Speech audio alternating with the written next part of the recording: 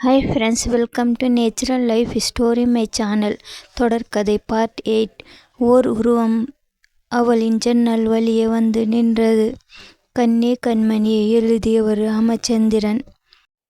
Plastic bottle உடைய வழி இல்லை. அந்த திருகு மூடி பாட்டில் சரிந்து ஒழுகவும் வழி இல்லை. வேண்டுமென்றே கொட்டி வைத்து விட்டு வேலை வாங்குகிறாள். யாரிடம் சொல்வது? பூசாரி மட்டும் சரியில்லை என்றால் தெய்வத்திடம் முறையிடலாம். தெய்வம் சேர்ந்து வேறுபட்டு போனால் சாதித்து போவது தவிர வேறு வழி ஏது? கோந்தை துடைத்து நிபுறும் முன் அடுத்த வேலையோடு தயாராக இருந்தால் ஆபிதா. பித்தளை பூச்செடிகளை எல்லாம் பிரஷை போட்டு தேய்த்து விட்டு வா. அறைகளில் ஓட்டையை தட்டு. வரிசையாக வேலைகள். இது போன்ற வேலைகளில் பழக்க அற்ற கைகள் சோர்ந்து போயின. உடம்பு ஓய்ந்து போயிற்று. ஆயினும் முடியவில்லை என்று சத்தியனிடம் நிற்கக்கூடாது என்ற பிடிவாதத்தில் செய்து கொண்டே இருந்தாள். அன்றைய வேலை முடிந்தது என்றதும் அப்பாடி என்று ஒரு நிமிடம் உட்கார்ந்து விட்டாள் மதுரா. ஆனால் உடனே எழுந்து தம்பியை பார்க்க சென்றாள். சகோதரியை கண்டதும் மனோகரன் அழுது விட்டான். மெல்ல அவன் கையை பற்றி திருப்பி சிவந்தும் கன்றியும் ஓரொரு இடத்தில் வீங்கி புல்லங்கோடும் பார்க்கையில் அவளுக்கு கண் பெருகியது. சட்டென கையை உருவி கொண்டான். மனோஜ், இதெல்லாம் ஒன்றுமில்லை அக்கா.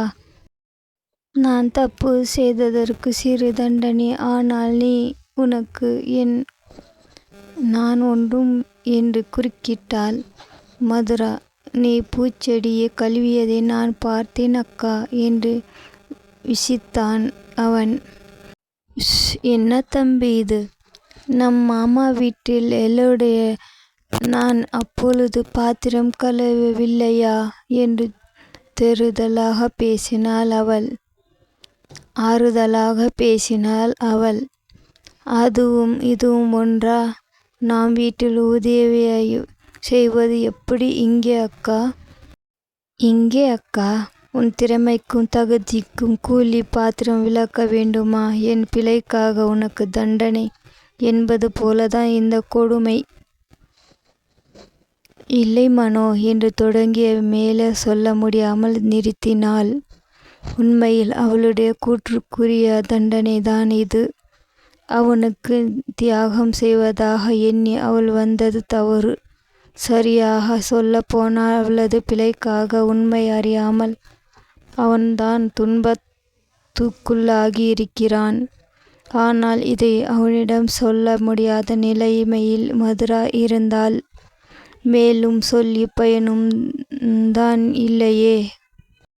குற்ற உணர்வு தாக்க தலை குனிந்து நின்றாள் அவள். அவளுடைய நிலைமை அறியாமல் மனோகரன் பேசி கொண்டே போனான்.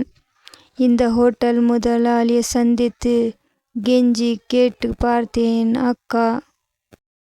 சட்டென்று நிமிர்ந்து என்னவென்று என்று வினாவினாள் அவள். நான் என்ன வேலை வேண்டுமானாலும் செய்கிறேன். என் அக்காவை விட்டு விடுங்கள். எனக்காக அவளை துன்புறுத்தாதீர்கள் என்று கேட்டேன். அதற்கு அவர் என்ன சொன்னார் என்று உணர்ச்சியற்ற குரலில் கேட்டாள் மதுரா. உன் அக்கா இப்படி கேட்க சொன்னாளா என்று கேட்டார். அவள் மீதுதான் சத்யனுக்கு எவ்வளவு நம்பிக்கை. பிறகு என்று தம்பியை ஊக்கினாள் அவள். பிறகு இங்கே யாரானாலும் அவரவர் தகுதிக்குரிய வேலைதான் கொடுப்பார்கள். அதை செய்வதோ அல்லது விட்டு போவதோ அவரவர் விருப்பம். இரக்கமில்லாமல் கூறிவிட்டார் என்று வினாவினான் தம்பி. தகுதிக்கு ஏற்ற வேலையா? பேச்சுக்கு மாறிக்கு ஏற்ற வேலை என்று எண்ணினானோ? ஆனால் அவள் மாறி போயிருக்கலாமனோ? பாவம், என்ன செய்வான்? ஆதரவாக அவன் கையை பற்றி தட்டி கொடுத்தாள் மதுரா. ஏதோ வேலைதானடா. நீ முதல் பயந்து போல மனத்திற்கு கேடு என்ற நிலை இல்லாமல் உழைப்பு என்று எதை செய்தால் என்ன? ஆனால் தம்பியின் கண்ணீர் நில்லாததை கண்டது இன்னொரு முக்கிய விஷயம். மனோ தைரியம் புருஷ லட்சணம். இந்த மீசையும் கண்ணீரும் கொஞ்சம் கூட பொருத்துவதாக இல்லை. நகைத்தாள். உடம்பு வெகுவாக கலைந்திருந்த போதும் மதுராவால் நன்கு உறங்க முடியவில்லை. வலியெடுத்த உறுப்புகளுக்கு இதமாக உடம்பு முறுக்கி உருண்டு புரண்டது. ஒரு தரம் அப்படி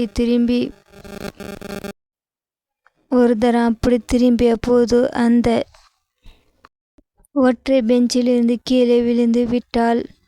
இது வேறு வழியா என்று எண்ணி தரையிலே விரித்து கொண்டு படுத்தாள். சுற்றுப்புற அரவாரம் எல்லாம் அடங்கிய பிறகு ஓர் உருவம் எல்லாம் அவளது அறையின் ஜன்னல் அருகே வந்து நின்றது. உள்ளே உற்று பார்த்தது.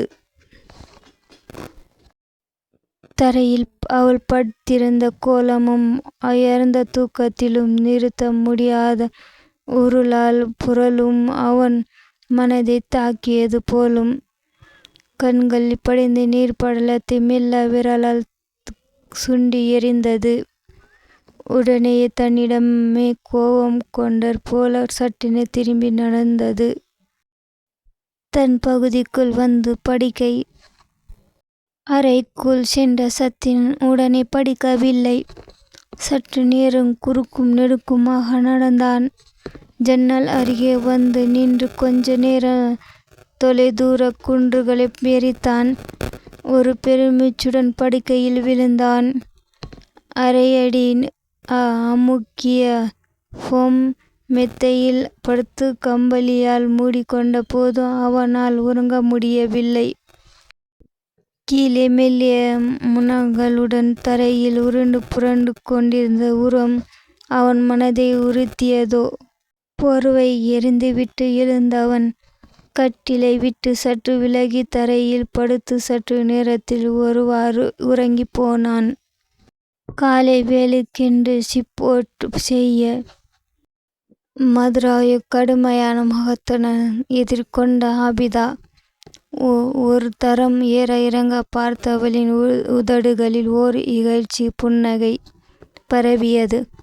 ஆமாம், எல்லாம் தீர்ந்து போய்விட்டதா அல்லது மிச்சம் மீதி இருக்கிறதா என்றாள் கிண்டலாக. புரியாமல் எது என்றாள் மதுரா. ஆஹா, தெரியாது போல என்ன நடிப்பு. அதுதான் சொக்கு பொடி. நேற்றே எல்லாம் காலியாகிவிட்டதே.